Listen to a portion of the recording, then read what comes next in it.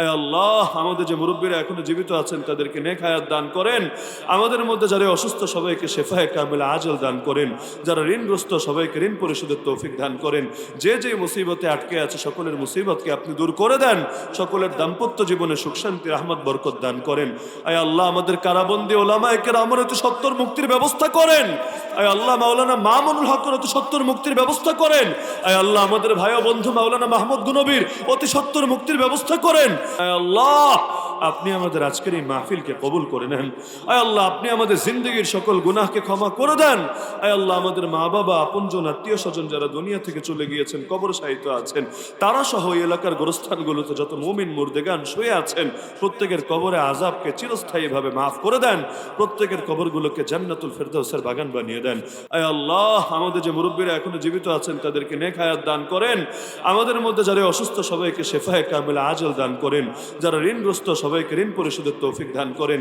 যে যে মুসিবতে আটকে আছে সকলের মুসিবতকে আপনি দূর করে দেন।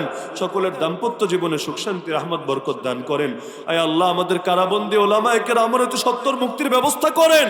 আয় আল্লাহ, মাওলানা মামুনুল হকের অতি সত্বর মুক্তির ব্যবস্থা করেন। আয় আল্লাহ, আমাদের ভাই ও বন্ধু মাওলানা মাহমুদ গুনবীর অতি সত্বর মুক্তির ব্যবস্থা করেন। আয় আল্লাহ, মাওলানা জসিমউদ্দিন রহমানের অতি সত্বর মুক্তির ব্যবস্থা করেন।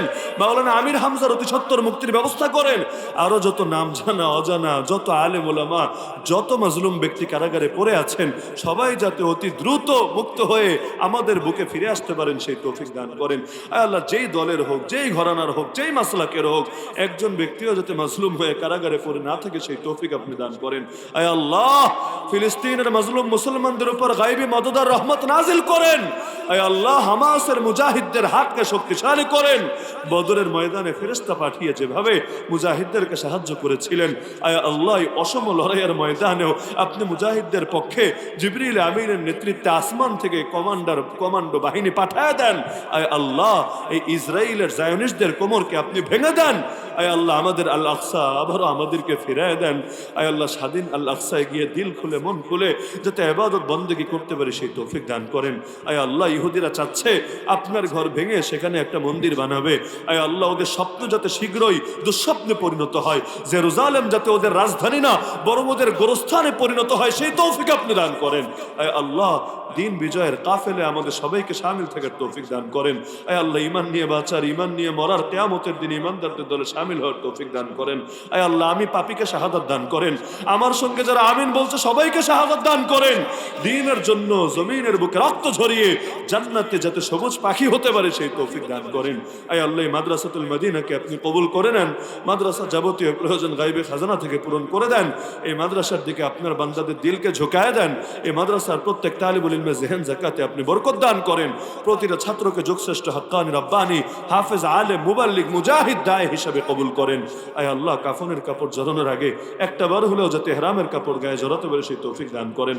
আপনার হাবিবের রওজার সামনে দাঁড়িয়ে সালাত এবং সালাম পেশ করার তৌফিক দান করেন। আয় আল্লাহ, আগামীর বাংলাদেশকে ইসলামের বাংলাদেশ বানিয়ে দেন। আগামীর বাংলাদেশকে কোরআনের বাংলাদেশ বানিয়ে দেন। আয় আল্লাহ, পৃথিবীর বুকে মুসলমানদের খলিফা নেই 100 বছরের অধিক সময় হয়ে গেছে। আয় আল্লাহ, গোটা দুনিয়া যাতে এক খলিফার অধীনে সকল 180 কোটি মুসলমান একত্রিত হতে পারে, সকলে ঐক্যবদ্ধ হয়ে পৃথিবীর সব বাতিলের মোকাবেলা করতে পারে সেই তৌফিক দান করেন। আয় আল্লাহ, দুনিয়ার বুকে খেলাফতের রাশেদা দেখে যাওয়ার তৌফিক দান করেন। আয় আল্লাহ, আয় আল্লাহ, আমাকে কবুল করেন। আল্লাহ, এখানে উপস্থিত প্রতিটা মানুষকে কবুল করেন। আয় আল্লাহ, আজকে যারা একত্রিত হলাম সবাই যাতে পুনরায় আরশে আজিমের ছায়ায় ময়দানে মাহশরে একত্রিত হতে পারি। একজনও যাতে কপাল পোড়া না হয়ে মাহরুম না হয়ে সেই তৌফিক দান করেন। আয় আল্লাহ, বিনা হিসাবে জান্নাতে যাওয়ার তৌফিক করে দিয়েন। ওয়াসাল্লাল্লাহু তাআলা আলা খাইরি খালকিহি ওয়া নূরি আরশিহি সাইয়্যিদিনা মাওলানা মুহাম্মাদিন ওয়া আলা আলিহি ওয়া আসহাবিহি আজমাইন বিরহমাতিকা ইয়া আরহামার রাহিমিন।